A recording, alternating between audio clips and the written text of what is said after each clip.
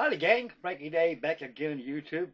This evening on YouTube, I've got update number 2 on Warren's Cold War classic aircraft.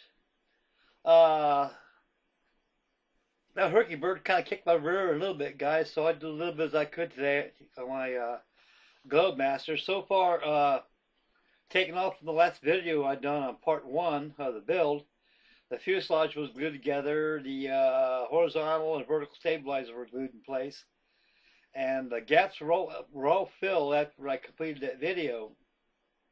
I went back after I got my Herky Bird done, and I sanded off the, wet and dried sanded the filler putty on the fuselage and the stabilizers.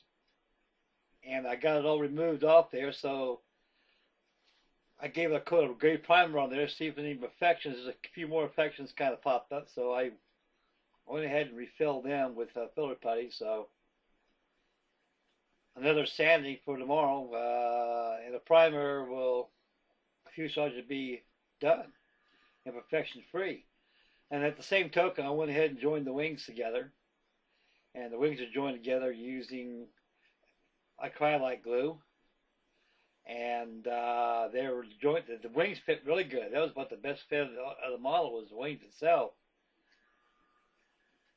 After the wings were attached, I went ahead and filled in the gaps between the fuselage wing roots, and with putty, and completed that. So wait for it to dry for tomorrow, and give the whole thing a complete sanding again, and give it a prime job, and the rest was just putting the parts together and getting prepared for painting.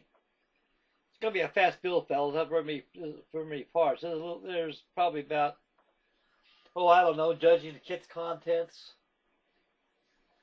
probably about 70 to 80 parts maybe to the model. This is a very tiny scale. 1/144 scale is it's a pretty small scale. And the Globemaster is a big airplane, so even 1/44 scale, it's a pretty sizable airplane with a wingspan of about 15 inches. And this is a C-124 Globemaster A model. The A model was actually the first prototype of the Globemaster 2.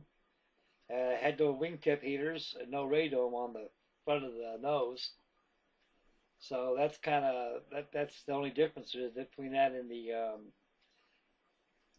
C-124 C and G model.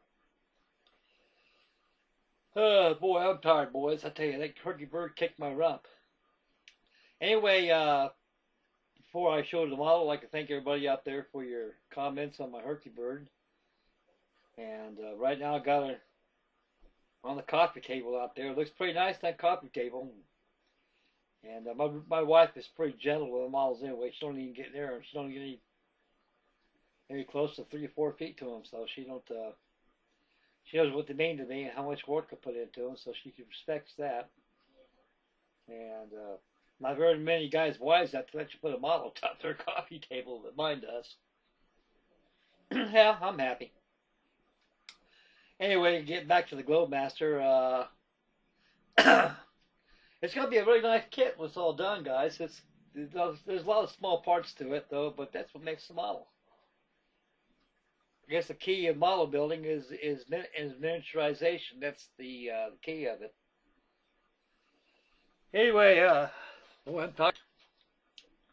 Maybe well, what I'm looking at right now, this thing is it's gonna be a fast build, and it won't take long. So I'll just go over and switch over to the camera over here behind me, and we'll take a look-see and take a walk around and show you how much I got done on the Globemaster.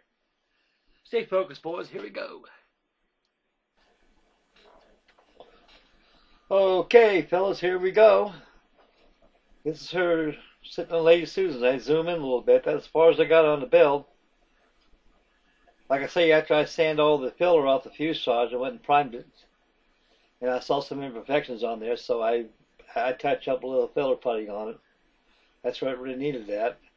As I got the wings on there pretty good. The wings fit really good. So I always like to put a lot of putty on there to make sure it's covered right.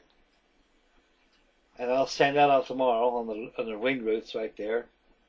the dehedral and the wings set perfect. And as you can see right there, as I pointed on there, that's how much filler had to be redone on the top of the fuselage again. And the wings are on. I got the joints all filled in with my filler of choice. Let it dry so it's good and hard. Tomorrow I'll sand and prime the aircraft again and work forward on the rest of the assembly. Not very much parts to this kit, guys. It's just probably around that neighborhood of 70, 80 parts. That area right there, the tail lamp and the tail fins that was joined to the fuselage, that's where the worst gap there was in the whole build. It was really a very bad fit right there. And it just takes a little bit of putty right there to be able to fill it back in again. I turn around on top. Here's a back view. The landing gear is an old boxed in to give you some good wheel wells right there to work with. And right there you can see where I put the putty on there.